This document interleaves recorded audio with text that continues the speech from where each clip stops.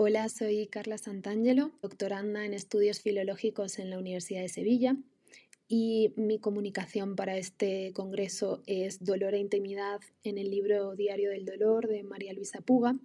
Ella fue una escritora mexicana muy importante, fue novelista, ensayista, cuentista, también escribió algo de literatura infantil, en el 83 fue premio Xavier Urrutia.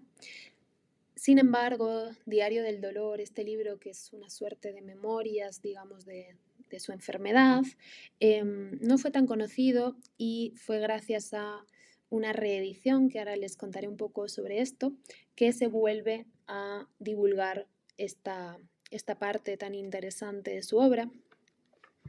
Dice Elena Poniatowska en María Luisa Poe y la escritura, que es un texto donde habla un poco de cómo María Luisa se aproximó a la literatura desde la corporalidad. Dice, huérfana de padre y madre, la Puga se lanzó muy joven a la búsqueda de lo que queremos todas las mujeres, ser dueñas de nuestra vida y de nuestro cuerpo. Y creo que esta cita es muy ad hoc al Congreso, a lo que nos tiene aquí conversando y compartiendo, que es el interés por las corporalidades, sobre todo.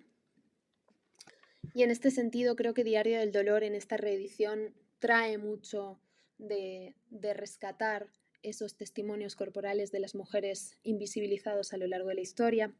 Les voy a leer brevemente este fragmento de la colección con la que presentan la colección, que por cierto está publicada por la Universidad Nacional Autónoma de México, que dice: buscamos hacer visible la obra de autoras del siglo pasado que debido a una visión machista de la literatura no tuvieron difusión. Estos títulos de escritoras latinoamericanas habían quedado fuera del alcance de los lectores a pesar de su relevancia literaria y de mantener una vigencia asombrosa. Creo que este texto, Diario del Dolor, tiene una tremenda vigencia, por supuesto, porque además los testimonios y los textos, independientemente de lo literarios o no que sean, pero las textualidades que responden a una necesidad de testimonial, de saber sobre la corporalidad doliente de las mujeres, pues todavía son una gran ausencia en las bibliotecas, en las librerías, en la producción editorial, etcétera, ¿no? Y si bien están proliferando mucho más que el siglo pasado, y eso es de agradecer, pues todavía son testimonios que necesitamos, ¿no? Que necesitamos escribir y que necesitamos que sean escritos, leer, etcétera, escuchar también. Y la aportación de Puga en este sentido es muy interesante porque además ella lo escribió en el siglo XX, cuando todavía pues no era tan sencillo conversar o hablar de este tipo de experiencias, ¿no? Por eso aquí rescato la importancia testimonial del libro, así como la ensayística. Me parece que es un diario que también reflexiona sobre la corporalidad, reflexiona sobre el estar enferma, qué significa convivir con dolor, qué significa cohabitar con dolor, qué significa estar haciéndose preguntas sobre vida y muerte constantemente en la cotidianidad, ¿no? Por eso se desprende como ese halo ensayístico del libro.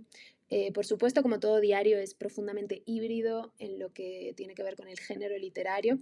Y luego pongo que es literario, pues como una suerte de redundancia casi, pero refiriéndome a que más allá de que sea un diario y que responda a ciertas características del diario, de la escritura, de la experiencia cotidiana, del día a día, de algo que tiene que ver con una periodicidad, de algo que tiene que ver con lo íntimo, con lo privado, etcétera, pues también produce muchos efectos literarios, efectos estéticos. Ella decidió dividir el libro en partes numeradas, 1, 2, 3, y que además tienen un título, entonces funcionan también como a modo de relato, ¿no? Entonces ella también está preocupada, por supuesto, por lo que es el artefacto literario en sí mismo, más allá del carácter testimonial que tiene. Y además, pues es autobiográfico, algo que, bueno, podría quizá darse por hecho por el título, pero que hay que rescatar en el sentido de que, bueno, lo autobiográfico además es una gran pregunta hoy en día, pero aquí lo he puesto en lo vinculado a, pues eso, a la experiencia propia, eh, a la vida que supone vivir encarnadamente el dolor, ¿no? Y en cómo eso tiene un valor muy enorme, porque tiene que ver con matices de la experiencia, con profundidades de la experiencia que solo se saben, digamos, comunicar o textualizar si se han vivido. Por eso he tomado la intimidad como punto de vista, ¿no? Como ventana a través de la cual mirar este texto, este libro, como una suerte de ventana por la que asomarnos a Puga. Voy a leerles dos fragmentos. Dice el número 6 en la vida diaria, justamente apelando a esto de la intimidad, ¿no? Y qué es lo íntimo. Dice, a veces nos quedamos solos, mi dolor y yo. Nos contemplamos con desgano. Haz lo que tengas que hacer, parece que nos decimos, y se me ocurre entonces, ¿a dónde se podrá ir si lo ignoro? Nos quedamos solos y nos miramos de reojo. Hay una como amargura en ambos. Sí, henos aquí conviviendo, pero no pasa nada. Me hace cambiar mi vida, pero no es insoportable. En cambio, él, estoy segura, necesita movimiento y lo estoy decepcionando. El desánimo, la depresión, las molestias, incluso no duran demasiado.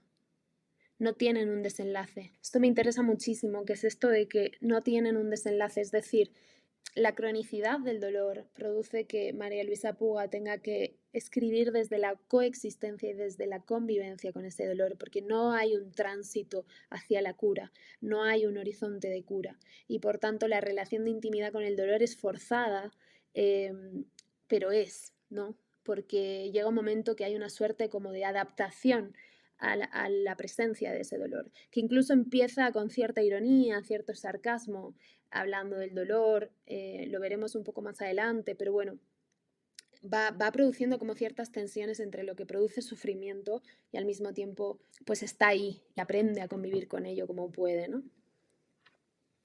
Este texto que se llama 0-1 a su favor dice, tengo que ganarle terreno, tengo que irlo desalojando a medida que recupero mi cuerpo. Quizá mi convivencia con él no ha sido la acertada.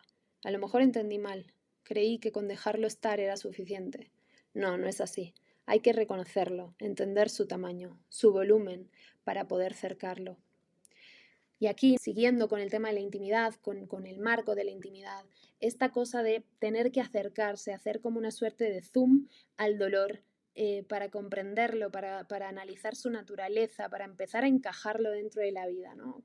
Al principio es un hecho extraño y se va de alguna manera produciendo cierta intimidad con el dolor que después deviene en una fuera, en producir una fuera con el dolor, en desplazarse, en hacer una distancia, que es lo que he llamado la otredad del dolor, porque María Luisa Puga lo que hace es que va construyendo del dolor un personaje, ¿no? Ahora lo veremos más concretamente, pero lo que va haciendo es, para poder pensarlo y para poder intimar con el dolor en su día a día, necesita desplazarse de él.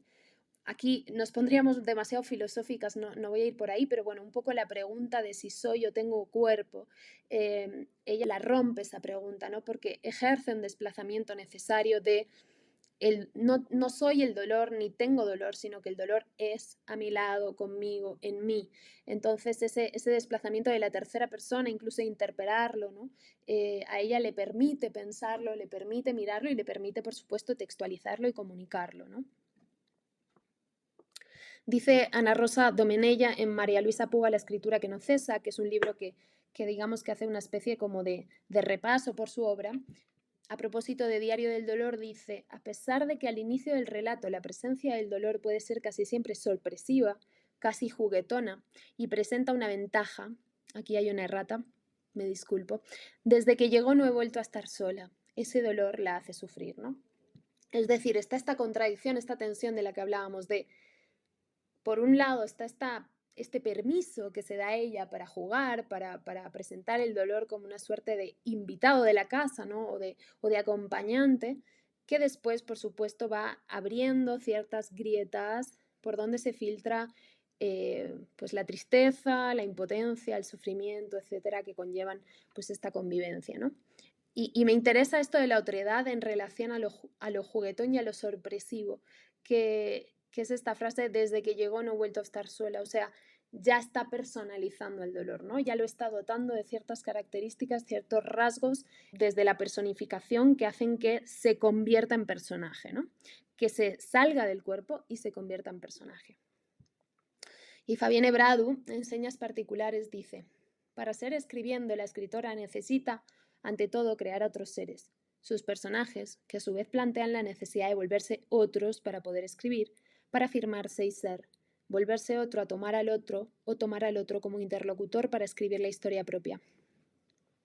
Bueno, aquí Bradu está hablando de otros textos de Puga, pero me parecía muy interesante cómo esto tiene muchísimo sentido en Diario del Dolor, ¿no? Y cómo esos personajes, esos otros, la necesidad de volverse otros para poder escribir, en Diario del Dolor se encarnan y se acuerpan en ese dolor, que ahora veremos que incluso empieza a tener nombre propio porque empieza a escribirlo en mayúscula. Veámoslo acá. Dice...